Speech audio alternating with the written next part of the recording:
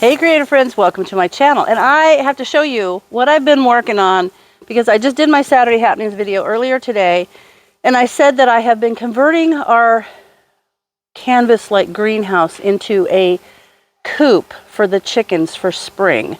So I'm going to take you over there and let's take a look. So I'm going to turn, okay, there's what we have. Now if you have been around my channel, you know I've done videos of my greenhouse, but so I'll show you what I'm talking about. So you can see in here, look at this, it's all cleaned out. But see how it's starting to tear? That's starting to tear, and so that means that I would have to buy a new canvas cover. And I don't want to have to do that because I miss having chickens. So there were 3 little raised beds there, and there were 2 beds there that were like the water trough things. And then I had those in there, but I have taken them all out. I've cleaned the ground off. Look at this. Our son found this, and I just thought it was cool. It's like, I've used this for all kinds of stuff. I think I had herbs on it for this last garden, but I was going to put tent pegs and hold it in, and I thought that'd be fun for the chickens to kind of stand up on. Anyway, so this, what's going to happen is, see how the back of this wall, it's basically a canvas thing that fits over the bar and then is tightened down. Well, the one on the front was just the same, except there was a door, a zippered door.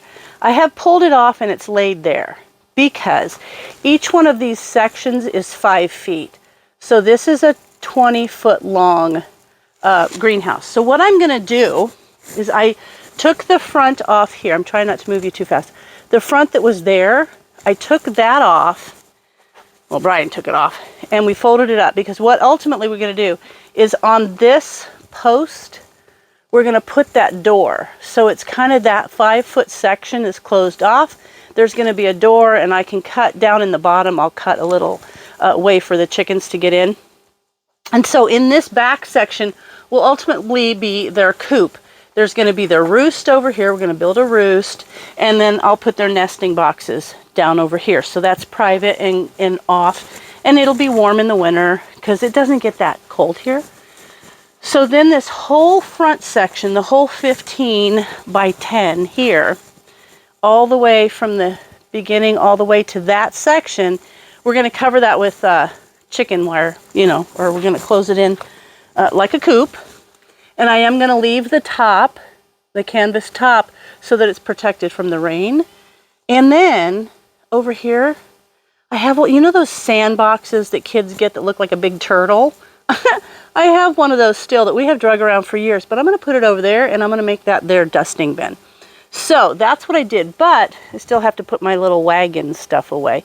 But I like it because this has electricity, because we have an extension cord that comes out of the garage, and I can hang a light back in there. I could hang a heat light. I can do all the things. So this is going to be great. But what I did, hey Claire, kitty kitty, kitty kitty. So I took those boxes out, and you might remember here, if you've watched my videos before, I had some raised beds that are up on legs. But I have taken the boxes from in there that were there, and I put them out here because this way, when I'm doing my gardening, I can just look in there and see my chickens. And you can see, this is the garage roof. This is my craft room, and there's my kitchen right there. So there's my kitchen, and this corner is my craft room. So when I'm in there, I can look out and see my girls. I'm so excited.